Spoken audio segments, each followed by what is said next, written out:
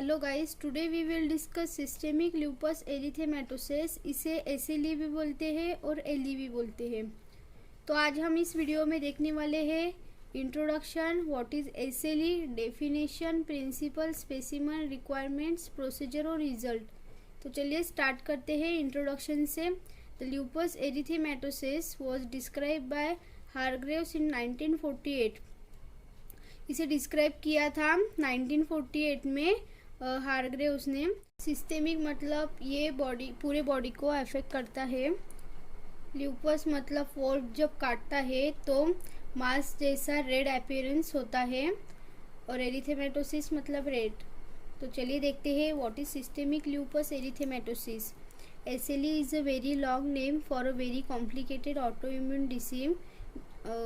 autoimmune disease that is more commonly known as SLE lupus. SLE can affect nearly every organ system in the body, causing sores, ulcers and or rashes. Because lupus is a multi-symptom disease, it can take years to properly diagnose. ये properly diagnose होने के लिए बहुत साल लेते हैं।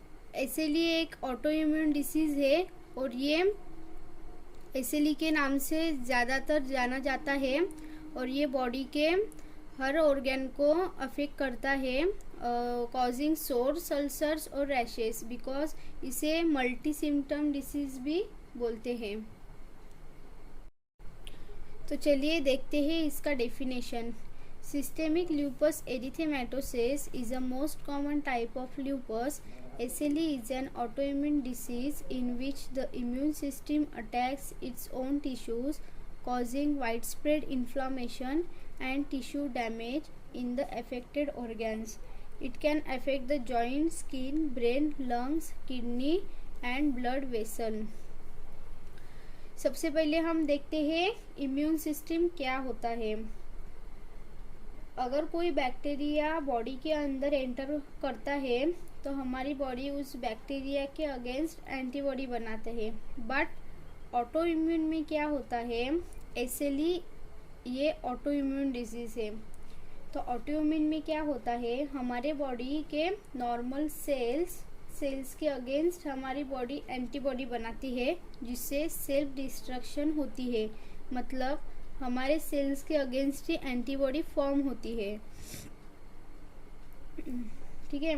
और ये अफेक्ट करता है joint, skin, brain, lungs, kidney और ब्लड वेसल्स को।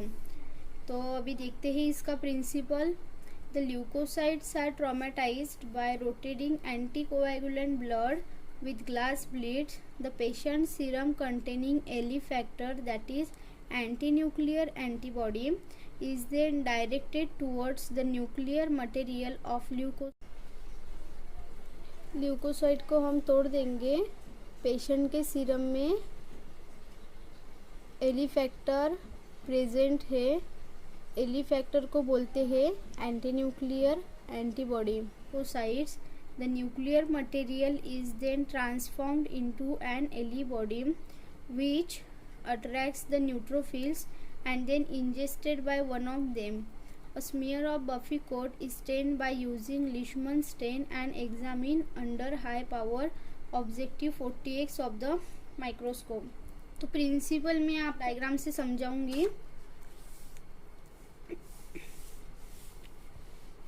The patient serum containing LE factor, patient के सीरम में एली फैक्टर रहेंगे। ठीक है। तो ये डायग्राम मैंने बनाई है, मैं आपको यहाँ पे समझाऊंगी। एली फैक्टर एक ल्यूकोसाइट के पास जाएगा, क्योंकि ल्यूकोसाइट होल बॉडी को अफेक्ट करता है। एली फैक्टर और ल्यूकोसाइट कंबाइन हो जाएंगे, और कंबाइन होने के बाद एली सेल फॉर्म करेंगे, that is LE body. LE cell को न्यूट्रोफिल के द्वारा इंजेस्टेड करवाया जाएगा। यहाँ पे लिखा है ना, which attracts the neutrophils and then ingested by one of them. ठीक है। इस सेल को न्यूट्रोफिल के द्वारा इंजेस्टेड कराया जाएगा।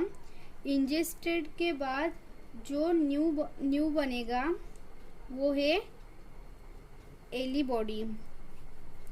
देखिए एली फैक्टर एक ल्यूकोसाइट के पास जाएगा, क्योंकि ल्यूकोसाइट होल बॉडी को अफेक्ट करता है। एली फैक्टर और ल्यूकोसाइट कंबाइन हो जाएंगे और कंबाइन करने के बाद एली सेल फॉर्म करेंगे, दैट इज एली बॉडी। ठीक है, एली सेल को न्यूट्रोफिल के द्वारा इंजेस्टेड कराया जाएगा। इंजेस्टेड के बाद जो न्यू बनेगा वो एली बॉडी होंगी, एली बॉडी दिस इज। ठीक है, तो ये है प्रिंसिपल। उसके बाद देखते हैं स्पेसिमन, ईडीटी एंटीकोएगुलेटेड ब्लड लगेगा। उसके बाद requirement centrifuge tube, glass beads, rubber bungs, microscope, glass slide, test tube. उसके बाद centrifuge, microscope, blood mixing rotor और वॉर्टेक्स मिक्सर, लिशमन स्टेन। तो प्रोसीजर देखते हैं। Take about 5 ml of EDTA blood in a test tube.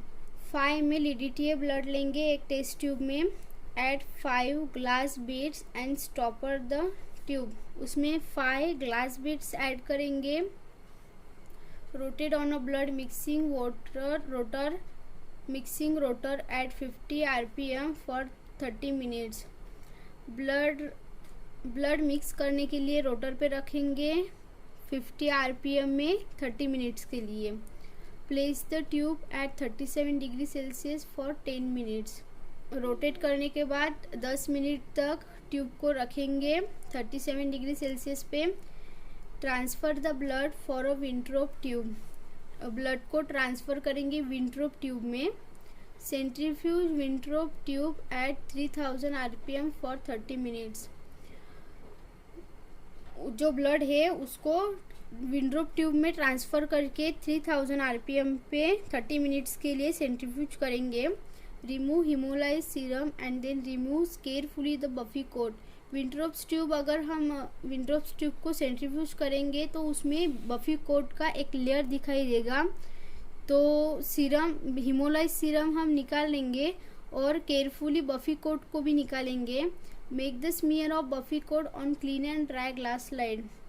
हमें buffy coat की ज़रूरत रहती है, तो बफी कोट निकाल के हम उसका स्मीयर बनाएंगे स्लाइड पे। Fix the air dried smears in methanol. Smear dry होने के बाद उसे मिथेनॉल में फिक्स करेंगे। Stain by using Leishman staining solution. Leishman stain use करेंगे स्टेनिंग के लिए। Screen under high power 40x and observe specific areas under oil immersion objective.